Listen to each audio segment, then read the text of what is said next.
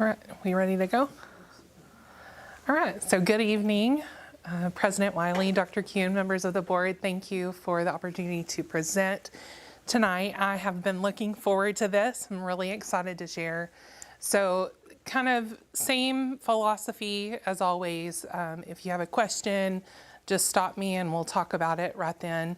We have a lot of ground to cover tonight, so I'm going to do my best to articulate slow and well, but also efficiently. So, School Finance 101. I thought of a title for this other than School Finance 101, but I think this probably gets it the best because it is pretty, we're going to get in the weeds a little bit, but not tremendously. And I've got some pretty clear objectives tonight. So, number one, to gain a better understanding about school finance and how it works in Texas. I want you to be able to explain just the basic concepts to your friends, neighbors. It's really important to have that just general understanding. And then also understand the correlation between property tax and district revenue. A lot of people think as property values go up, so does the revenue for a school district, and we're going to find out if that's true or not tonight. So let's start at the beginning. Funding elements for Texas. So you've probably seen some of these, some of them maybe not, but first and foremost is the basic allotment. So this amount currently is $6,160. It was set in 2019 and has not been adjusted since. So no adjustment for inflationary factors, anything like that. We know costs have increased, but our basic allotment has stayed the same. This is essentially what the state says we should get per student in revenue. So right now we know there's a legislative session going on and there's a committee substitute for House Bill 2 that is proposing an increase in that basic allotment to $6,555. It's not set in stone yet, so we hope it comes. But for the sake of this presentation, we're just going to talk on current law. Right now we're building our budget on current law. Current law is $6,160 a student. So let's go over to entitlement.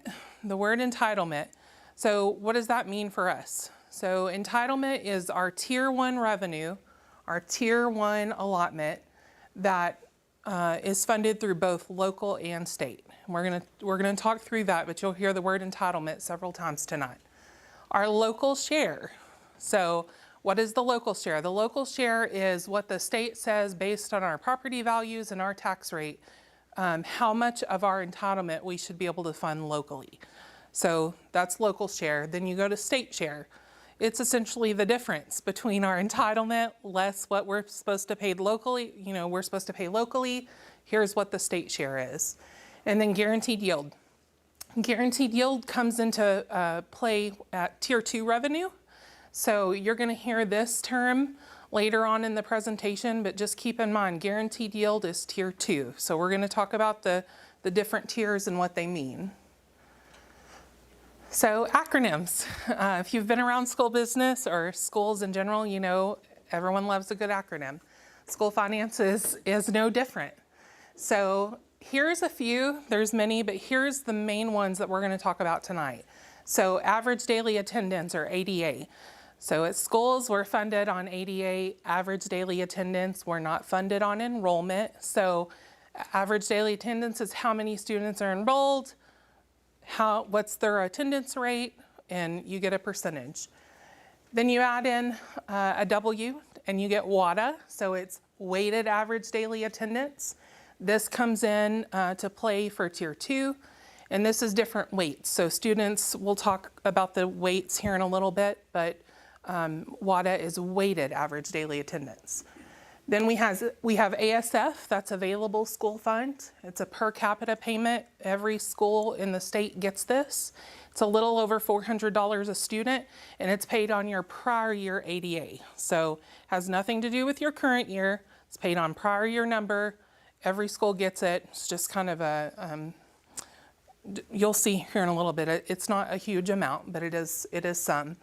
Then we have MCR. You may recognize that one. That's the maximum compressed rate. It has huge, huge implications for us and our revenue. And it's driven by property value growth. The rate, we'll get into this also a little bit more, but the rate is really set and certified by the state. And then LFA, so the local fund assignment. So this is essentially what the state says we should be able to afford or pay of our Tier 1 entitlement. So I want just to point out the 2 footnotes, okay? So the 2 in red, average daily attendance and weighted average daily attendance. These data elements are not known until when the year is over. So we go through an entire year really on best estimates, okay? So this is how not only we build our budget, but we're really working throughout the year, constantly checking these numbers, running templates, looking at our enrollment trends and our attendance percentage, because how we're initially funded and how it settles doesn't happen until the school year's over. And then the local fund assignment, the current year state value, that is also estimated a year in advance. So I hope out of this, what you see is there's a lot of things, a lot of elements that drive how we're funded that are really estimates, best estimates for things happening at least a year in advance. So a lot of process goes through, a lot of thought and process goes through really nailing down accurate ways to estimate these things, because it is difficult. It's not a given number that we get to predict our revenue.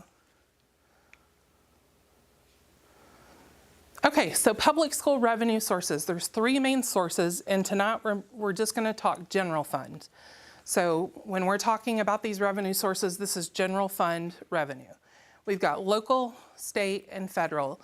And this federal is not talking federal grants. So we're going to go into detail about what these federal revenues are, but think federal revenue in the general fund, not Title I, not ESSER, anything like that. This is general fund only.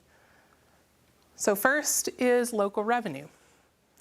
So for Abilene ISD, our local revenue is about 31% of our total general fund revenue.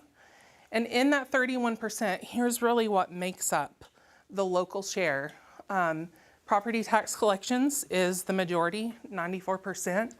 Then interest income on investments. We have, quite a bit of money that we invest, and right now rates are a little volatile, but that is also a source of local revenue. And then these 2 are very small. So miscellaneous revenues, think like when we rent a building and someone pays us to lease our facility. That's just kind of miscellaneous general revenue that really doesn't fit anywhere else.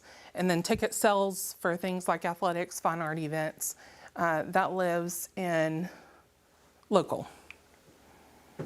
Then we have the state. So for Abilene ISD, so about 67% of our general fund revenue is state, so we rely heavily on state revenue. The majority of that is the available school fund and foundation programs, 92%. This TRS on behalf comes in at 8%. This is, TRS on behalf is not really a revenue source for us. So as an employee of the school district, we do not pay into Social Security, we pay into TRS. The state matches that, and we have to account for it.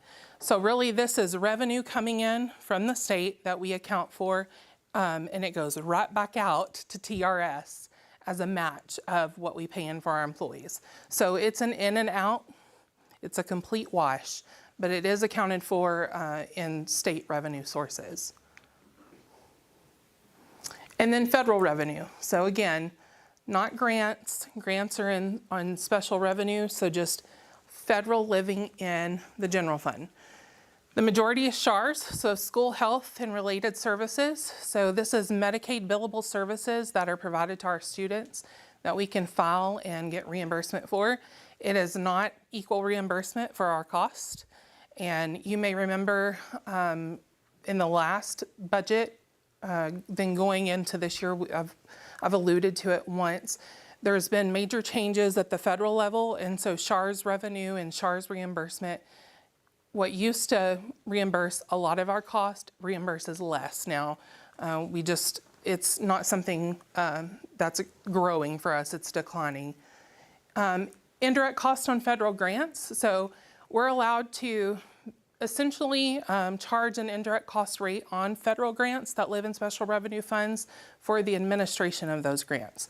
And that money comes to the general fund. It's not a huge amount, but it is some.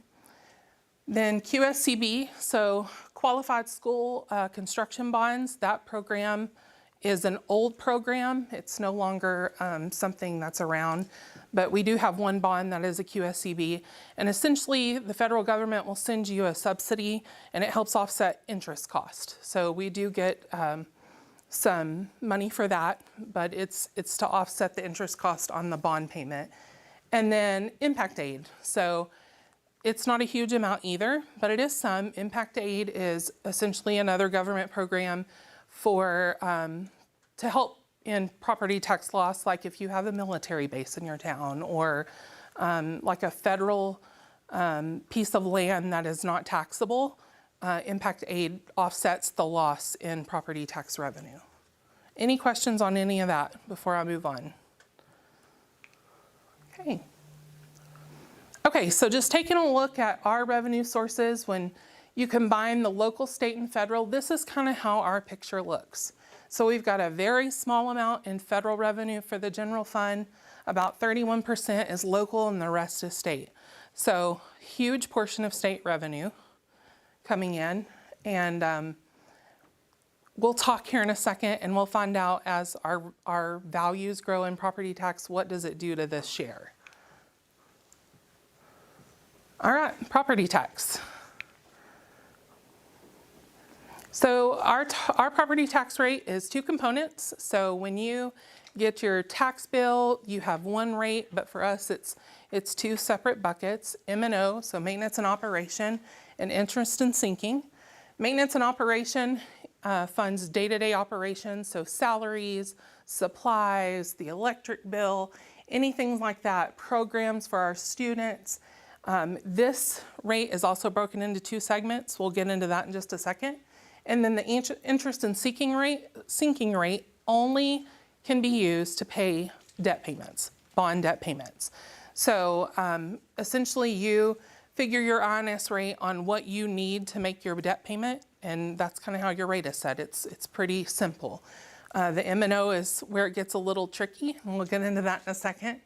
But INS only bond debt payments, M&O operations. So here's just another way to look at it, two buckets.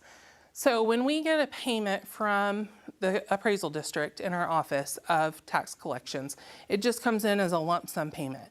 And in accounting, we do a tax worksheet that essentially goes through all the years and how much money in that payment was collected. We have this whole report of what years it was collected on and what the M&O rate was for that year and the INS rate for that year.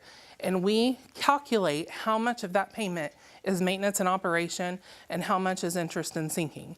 And then we just get one payment, and in our office, we manage which bucket it goes to. So again, M&O is paying salaries, classroom supplies, transportation, things of that nature. And then debt service cannot be used for operational cost, only for bonded debt. And it's only voter-approved bonds. Okay, so tax rate components. Here's where we start getting into some detail. So I mentioned just a second ago that M&O is really into two separate tiers or separate allocations. Tier 1 is made up of our compressed tax rate, so our MCR. You might have heard that earlier. It was on our acronym list. And then Tier 2 is our golden and copper pennies. And then also we have our INS rate. So 3 different tiers make up our entire tax rate. So this is just a preview. We're going to walk through each tier right now. So just a little about the max compressed rate. So compression, as our value grows, if our value grows more than 2.5%, our tax rate is compressed. So think of this stack being our maximum compressed rate. So the more our value grows, the more this is compressed. So pennies start moving away. And this is a calculation we'll walk through in just a second that we don't really have control over. And it's all driven by how much our property values grow. So there's a few other rules. No district may have an MCR less than 90% of any other district. That's a fancy way of saying there's a floor. Okay, so in the MCR and the tax rate calculation, the state sets a floor, so there's a minimum. This is the lowest a district can charge. So what if a district had a lot of property value and they were really property wealthy and they wanted to essentially cut their community a break and lower below that floor? What would happen? Well, is that something they could do? The answer is no. We would be penalized. So that floor that's set is really important. If a district was to ever try to tax below the floor, they would adjust our basic allotment. So that 6,160 would go down. So this whole calculation is really pretty clearly defined lanes of things we have to live in that are out of our control. So as a board, we basically have no choice in ever giving a tax break. That's right. The city council, county commissioners can cut their property tax values and it doesn't affect other state aid like ours does. Yeah, that's right. That's right. We really have some pretty clear defined lanes that our hands, I don't want to say our hands are tied, but there's not a lot of wiggle room in things we can do as far as what our tax rate is. So first tier 1, maximum compressed rate. So I'm going to set this up. This is this stack right here. So imagine if we had, for this year, we're going to talk 24-25, so the year we're in, our maximum compressed rate was 63.9 pennies. So that does not include any kind of anything else. This is based on our property value and the calculation for tax rate. We're at 63.9. The floor, so the very least you could charge was 61.69. So see, we are very close to the floor. Okay, we're only right at 2 pennies above. So think, as our property values, we all know things are happening with the projects coming online. Our rates are growing. It's really important to keep in mind what it will do to those pennies. So Tier 1 MCR, this is set by the state, again, so it's not really something we can control. This funds our entitlement that we'll talk about in a second. So this is calculated on average daily attendance and a few other things like student demographic, district demographics. That has to do with the weights and the allotments. We'll talk about those a little later. So also, rising property values compress this rate. So you can see in 2019, when this law went into effect and the tax rate started being compressed, how much it's changed for Abilene ISD. 2019, it was 96.42 to now, we're at 63.90. So I hope this tells you that as property values grow, does a district get more revenue? The answer is no, it doesn't. Our tax rate is further compressed. So while our rate's growing, we can't tax. So it's not really a huge benefit to us. The basic allotment per student in ADA, which is set in the General Appropriations Act, again, is that 6160 right now in current law. So that has, all of this is kind of making up our Tier 1. Any questions on that? So are we affected the same way as property, even property-rich districts? Is the same thing happening to them? Yes. Are there? It is, and actually, so it is, and I can tell you something, I won't get into the real weeds of it, but for a district that is very property wealthy is likely at the floor in their MCR, so they're at the 61.69 instead of where we are, and they're probably generating so much property in their local fund assignment property tax off their value, that it's likely they're having to pay back to the state from their property tax in recapture. That is not a problem we have, but districts that are very property wealthy, that's kind of their reality. Does that answer your question? And you might know, veterans, you might know that school districts used to set their tax rate at like $1.04 and call it a day. And then what Jen just talked about was part of the calculation. Now literally what she's saying is, it's just math. There's this formula, Gary Ernest, our chief appraiser, he approves it, and he reviews it and approves it, and then it gets entered into the state to be approved. So when we consider whether or not there is any wiggle room in the M&O tax rate, the answer is really no. It is exactly what it's calculated. That's right. Well, how come some districts have more money than other districts? So we're going to talk about that in just a second. That's a good question. That is a very good question. So, If you're in a property Yeah, rich tell me. district, and that district has to give money back to the state, the property owners in that district then are paying for other districts that are not property rich. that's right. It goes back to the state in recapture, and then the state uses that money to help fund other districts that aren't property wealthy. It actually goes in the general revenue of the Yes, state. it It does. doesn't go back to school districts directly. Right. It's one of the things It's- we argue about all the time. Yeah, It's just general revenue. that they're free to use for whatever. So we don't actually know how they're using that money. Correct. Nothing about that. Yep. All right, so tier 1, now let's talk about tier 2. So we've talked about golden and copper pennies. So this is in the enrichment, okay? So tier 1 is really what we are entitled to. Tier 2 is the only way we have as a school district to enrich what we can tax on, okay? So that's these two. So I'm gonna set these up. So the most valuable is the golden. Oh, well, I'm afraid it'll, yeah. So tier 2 is the golden penny. So these are paid out per WADA. So it's right now, so these weights can change. Right now, a golden penny is worth $129.52 per WADA. So that's where those weighted average daily attendance come into play.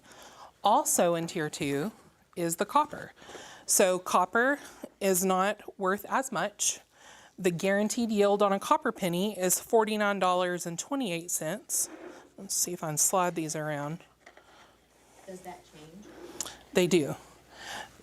They do change. And actually, in the new House Bill 2, where it's the proposed basic allotment increase, there's also some changes proposed to the guarantee yields of what these are worth.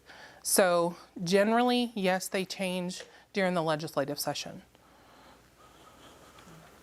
So golden pennies, Are the changes an increase or decrease? they're a slight increase at first, how it's written right now, but then the last I read, the guaranteed yield was dependent also upon any changes that may come in the future with the basic allotment. So if the basic allotment was to increase, the value of these would start decreasing. Is there a base? There is not. So when you say it's $49.28, Per WADA. So so that's weighted average daily attendance. And we'll talk about that number. does that decimal go backwards like it did? It doesn't. So we're talking pennies here. Oh, These are dollar amounts. It's a little confusing, especially because these are called pennies. But these amounts are actual penny amounts. So 63 cents, 63.9 cents, based against the property value. These tiers are a dollar amount based on the weighted average daily attendance. Okay? What's the difference in the water and the ADA? So the average daily attendance is essentially our enrollment times our just percentage rate, and you get a number. The WADA is weighted, so if you have students that are in bilingual or CTE, those carry a higher weight than just an average, just gen ed student. So the WADA is usually a bigger number than ADA. So they pay these enrichment pennies on WADA, on the weighted. Currently, we built our budget, the budget is on 80, you might have heard Jen say 12,688. Our WADA is about 6,000 above that. It really depends how the year goes, because it's just an estimate. But because of the weights, it goes up. Yeah, we built our budget estimate for 24-25 on an ADA of 12,006. Our WADA is around the 18,000, 19,000 neighborhood, to give you an idea. And the weighting is because certain kids are more expensive to educate. Correct, that's correct. Do they get to get counted twice? No, not, it's really a whole plus, there's different weights for different programs, and it's just whatever the weight is of that program that they've calculated is added to the basic allotment. So they're worth the 6160 plus the weight of whatever that program is calculated. Certain programs are like 1.25. That's right. There are certain special education programs that are like 4. That's correct. The most severe students that require one-on-one aids and stuff like that. It really just depends on what program they're in. So golden pennies. So there's 8 total available. There's 9 total available copper, and these are both copper and golden. You can only get through voter approval. So right now, so you can see the little note at the bottom, Abilene has 5 golden pennies, so 5 of the 8. So I'm going to split these. See if I can split them. So we have 5. There's 3 left to get, and we have no copper pennies, okay? So this will come in here in a second. We'll talk about what happens with the 5 we have. So this is total though, total what you can get, 8 golden, 9 copper. So again, voter approved, figured on WADA, weighted average daily attendance, and these are guaranteed amounts. So we talked about the guaranteed yield. So these amounts are guaranteed. The only other guarantee we have for tier 1 is the basic allotment. So the 6160, that's a guarantee. That's tier 1. That's tier 1. So other than that, this is the only guaranteed yield.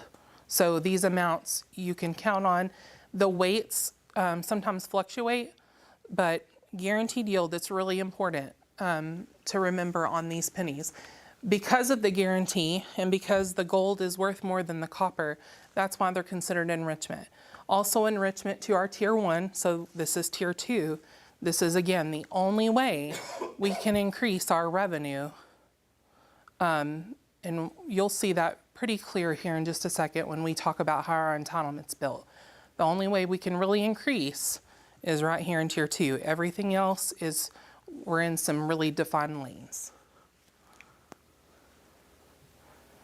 Okay, so next piece is state aid. Here's where we get to the fun stuff. So tier 1 entitlement. So our basic allotment, 6160 per ADA. Then you start adding in the weights. So special populations, special education, ESL bilingual, career in tech, any kind of programs like that. That's added into the basic allotment, so a weight, and then also allotments for special programs. We'll talk about some of the allotments. All of those combined equal our revenue. So what's not on this, right? Taxes are nowhere on here, right? So we're going to talk about the role of tax in a second. Taxes have nothing to do with calculating how much revenue we get, okay? The only thing that has anything to do with how much revenue we get are these things right here. The basic allotment, so how many students are attending school, how many students are attending school in the special populations, and then any kind of allotments we're eligible for equals our tier 1 entitlement. All right, here's the calculation of the tier 1 entitlement. So here's just kind of a basic rundown. And I put this over here because you're going to hear a few different things. The Tier 1 cost, Tier 1 allotment, Tier 1 entitlement. They're all the same thing, okay? So this is what the state says based on how many students we have coming to school. This is what they say we're eligible to receive in revenue. So I've starred every little thing that is something that we receive. So there's a few that we don't, but all of these things combined make up our Tier 1 entitlement. So our regular program, compensatory ed, so students that are at risk, okay? Special education, you get into some allotments, small and mid-size allotment. Career technology is another weight. Go through all of these things, and when you combine all of them together, that equals our Tier 1 allotment or the revenue we should be receiving. So we're gonna work on that. So that's what I got first. So imagine this jar, I'm gonna slide it over, is our Tier 1 entitlement. So the first thing that's going in is our regular program, so $61.60 a student, okay? So we've got all kinds of students. Here's one, see they're a little different. We've even got a little bigger. So we'll say this one is just a general ed student, okay? It's gonna go in our allotment. This one may be like in career and tech or bilingual. This one may be a SPED student. So their weights are different, okay? Their weights on this scale are different depending on what program they're in. So we're gonna start adding these.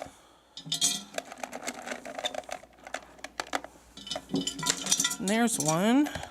What about this one? A little baby. So these would be like our pre-K kiddos, right? So here's the thing with them. They're going into our allotment, but they only generate half. We serve them all day, so we have a cost for all day, but they're only getting half the allotment. Does that make sense? Why is that? That is one of the unfunded mandates that we're also going to talk about here in a second.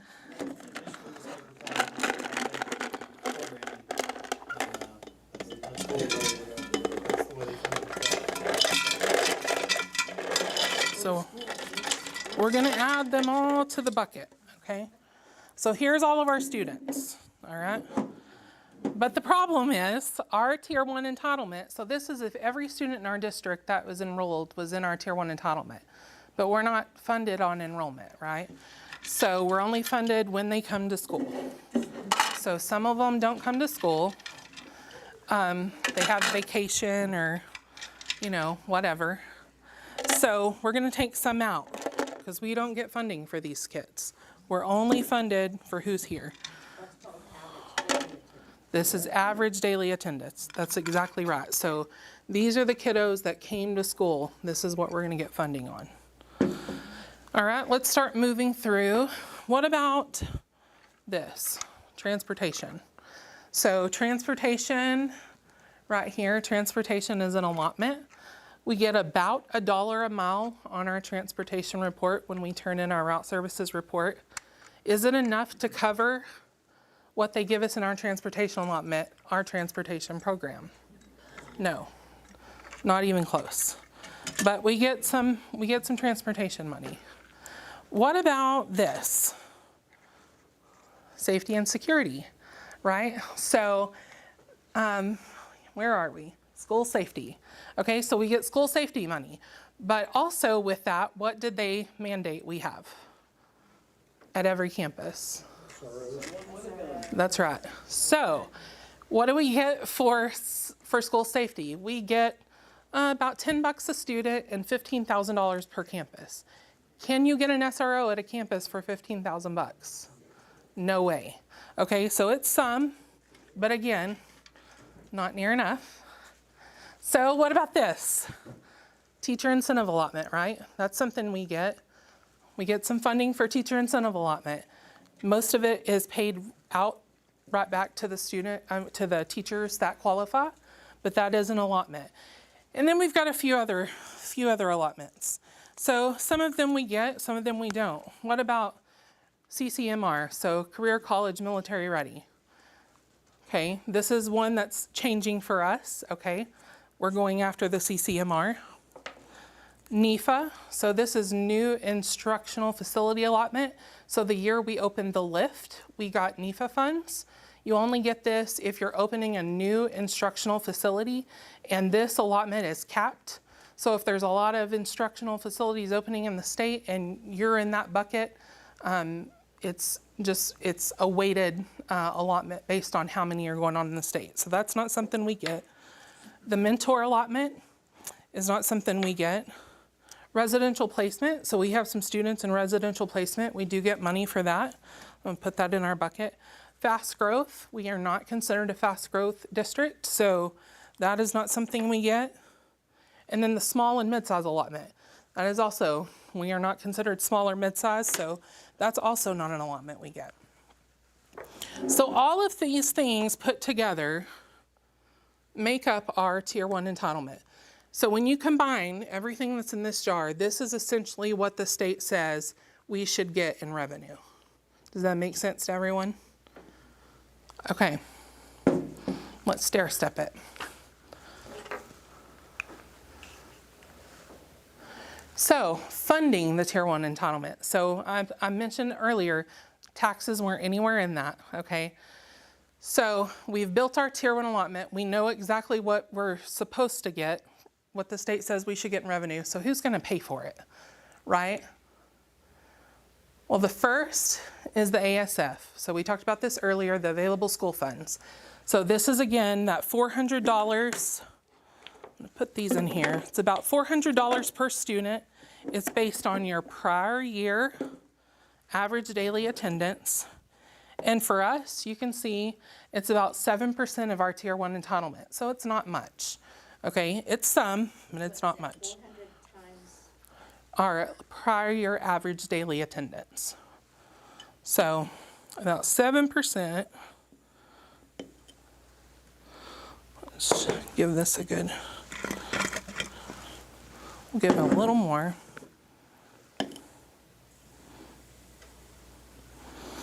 All right, so that's about how much we get in available school funds. All right, so here's next step. So then, after you take that, the next step is your local fund assignment. So this, after your Tier 1 is figured, your Tier 1 entitlement, you take out what you get in your available school fund. The next is local fund assignment. So they want to know how much of our local fund assignment, our property taxes, can fund our Tier 1 entitlement. So for us, for Abilene, it's about 34% of our entitlement is funded locally. So here's where the property tax comes in. Okay, so 34% of our Tier 1 entitlement isn't a whole lot. Let's pour some in here.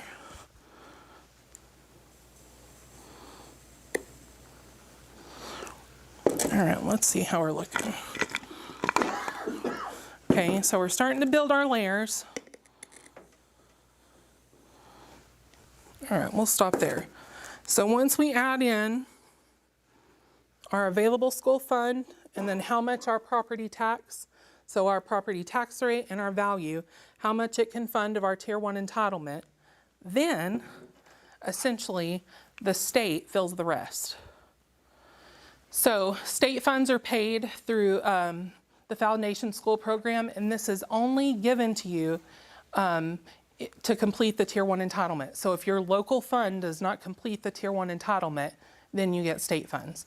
So how we talked about earlier, property wealthy districts, generally when that happens and they have to pay back to the state, this green goes all the way over. That doesn't happen for us. So we depend heavily on state funds.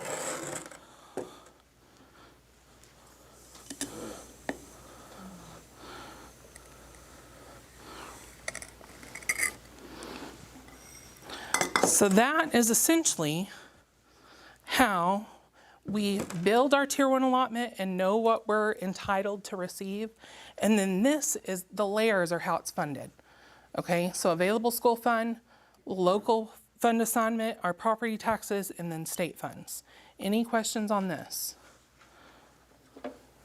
the local property tax is pretty well set by the state then, as with the formulas as to what we can or can't charge. That's right. It is, because this layer is really our MCR, our tier 1. Is it okay if I'm Yes. gonna get, you're gonna get to what I'm not gonna ask you. 'Cause you're gonna get to it. Okay. All right, so this is tier 1. So, and imagine this is all the way full, right? This is tier 1. So what about tier 2? So we've talked about the gold and copper pennies. So tier 2 enrichment. I'm gonna go to this then.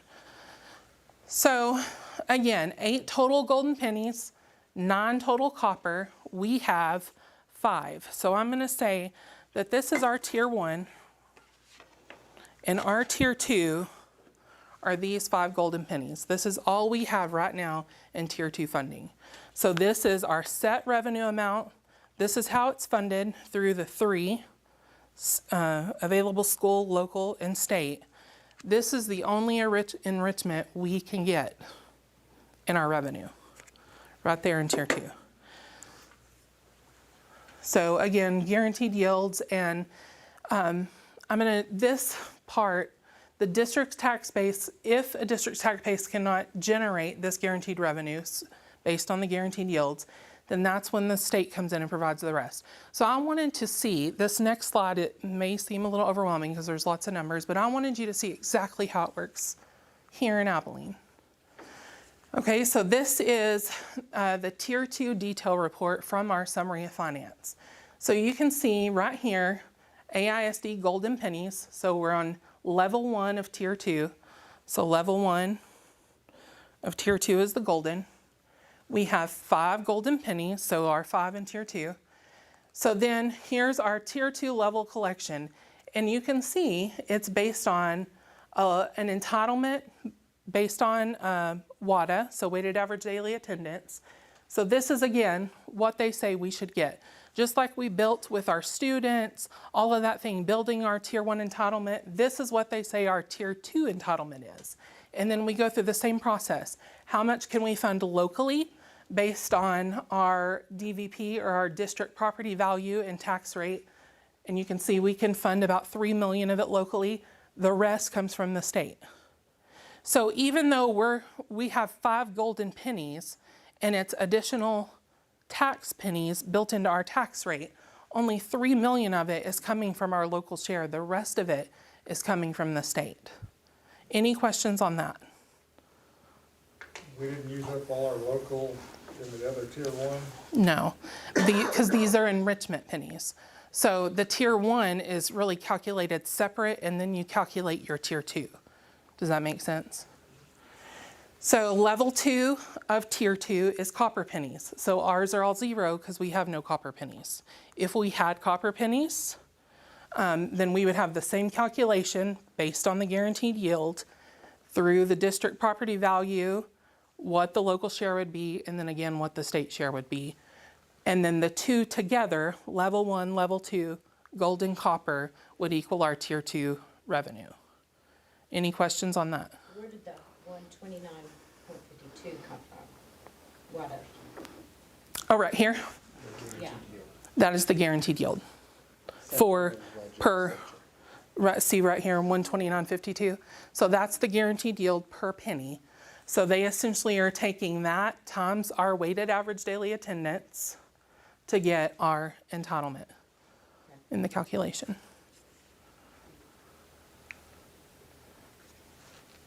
Okay, so here's taking an actual look for our school year 24-25. This is actually how our tax rate stacks up. So if we were to stack all of the pennies, and let me flip this over because the red is INS. So INS, remember, is just set to cover our bonded debt payments. If we were to stack them all up, we would start with the black pennies, so our maximum compressed rate, which right now is 63.9 cents. We would add in any golden or copper pennies we have. We only have 5 golden, so we're adding them in. So there's tier 1, tier 2, and then you add in your INS rate, and that gives you your total tax rate that we're allowed to charge as a district. Does that make sense? So, What determines INS though? say that one more time, I'm sorry. Do we know what determines INS? Do we know What determines INS? What determines INS is what your bond payments are. It's gonna be, It's just simply math between what our bond payment is and what we need the rate to be based on our value. Is there any wiggle room in setting the INS rate? There is not. The INS rate is just simply, it can only be used for bonded debt payments. So it is just simply, what do you need to make the debt payment? That's what your tax rate is. And those are bonds that are voter approved. That's right. And That's then correct. The rate is published both on the county appraisal district and through board documents in a thing called Truth in Taxation, where you can see what our bond payments are and how many pennies it takes to make just that payment, no more, no less. Just to show that we don't go on and on and on and charge. That's right. Correct. The only way that, it's important for you to know as board members that the only way the INS rate generates more than a bond payment is if the collections are over 100%. So, and we actually don't project the INS rate based on 100% collection because that's a myth. Although our own CAD has done well and gotten to 100%, sometimes because of property value growth and the cost, the actual the levy when it happens and is collected. But generally speaking, they should equal each other. For sure. So here's a good look at our tax rate. So just to putting in the build, this 68.9 includes our 5 golden pennies. So they live in the M&O. Okay, so this is really the MCR plus our golden pennies plus our INS rate to get to our total tax rate. You can see how it's kind of stair-stepped down over the years. Some of that is in the INS rate as we've paid down debt. We don't need as much. There's really 2 things. Our property value has increased. Okay, so we don't, because the value has increased, we don't have to tax quite as much. And then also we've paid down the debt, so our debt payment's not as big. And then the change in the M&O is really driven by compression. So again, as our property value rises, our tax rate is compressed by the state to what we can tax on. Can you go back a slide? Yeah, sure. I think as, maybe you're gonna cover this, but as we talked about Vader, how we said if our tier 2 increased, we could keep the total tax rate the same by decreasing INS. But we don't have any control over that. That's right. Did I misunderstand that? So there is a little wiggle room. The only way is if rates rise, okay, so property values rise, and your bond payment is going down. So naturally, your INS rate will go down. You see what I'm saying? So as that rate starts to decline, then it is really a natural offset if you were to go get more golden or copper pennies. Does that make sense? Does that answer your question? So we can't really control INS, we're just hoping that That's right. property values go up and our debt. Yes. And you really, like earlier in the project, in the presentation, how we talked about a lot of things are based on estimates. Really, that's another one of the things, we have preliminary values and then we get our certified values. So we have a good idea of what our tax rate, our property value and what our tax rate can be, when we go to set things like that. There is some estimates that we can do ahead of time just based on trend, how much our property value has grown over the past. For us, with the Lansing project coming online and things like that, that will have huge implications for what our values will look like. Thanks. Yes, sir. Okay, and then finally, where does the money go, right? So this is based on last year's budget. So the majority, we all know this, is living in payroll. This percentage, the 82.8, it's generally about 80. Now remember, we've had much work to do during this fiscal year to align our staffing with our enrollment. So while our number will likely be in the 80% neighborhood when we go to start building next year's budget, it's not going to be 82.8. Okay, our payroll costs have come down significantly in the general fund. But you can see payroll's the majority, okay? So that answers when we have a large budget deficit and we need to make drastic changes to get our budget balanced, where do you go, right? When payroll is this large of your budget, if you need to make bold moves, this is really where it lives. That's why there has been great work done with the staffing matrix and with Dr. Kuhn really aligning our staff to our enrollment. This is why that piece was so important, because the other slices of the pie are so small. So utilities, contracted services is really our next big piece. Supplies, materials, insurance, debt service. This is not bonded debt, so think anything like our copier lease, things like we have to account for those in a debt service function. So that's what that debt service is, and then any kind of capital outlay. So kind of bigger ticket items, we don't really have any of those this year in the budget. So that's a pretty small, insignificant piece. Jan? Yes, ma'am. I have a question back. So we only have golden pennies to look at in that chart of the. Yes, ma'am. Do copper pennies look different? Do they add up differently in the tax base? So the only thing that's different about how, based on the calculation we looked at of the golden pennies that we do have, the only thing that's different about the copper is their weight. So they're not as valuable. So where a golden penny is worth $129, the copper is only worth $49, a little over $49. The calculation is exactly the same, just at a different value. So a golden penny counted 5 cents. Right. 5 of them counted 5 cents. So how many does 8 copper pennies count? So that's a great question. It essentially comes in like when you're building your stair step, it would look very much the same. It's just it's not going to generate as much money. Does that make sense? But for the taxpayers, it's the same as a penny. Yes. And is commercial value equal to residential value? That is a really great question. And I don't know that. So I will find out. Generally speaking, yes, I think so. Their exemptions are very vastly different. The available exemptions to residential versus commercial property is vastly different, but I think Jen will find out. Okay. Yes. So I have something to add, Okay. because it's a common theme. So last legislative session, the homestead exemption changed. So in that jar over there, where we added the sand, Jen, can you help us understand when the homestead exemption changes $40,000 to the taxpayer like Joe who lives in Abilene ISD and has a property, what happens to that jar of sand? So when that happens, essentially what happens is this green section starts to shrink a little. So we don't have as much value to tax on. So our value declines.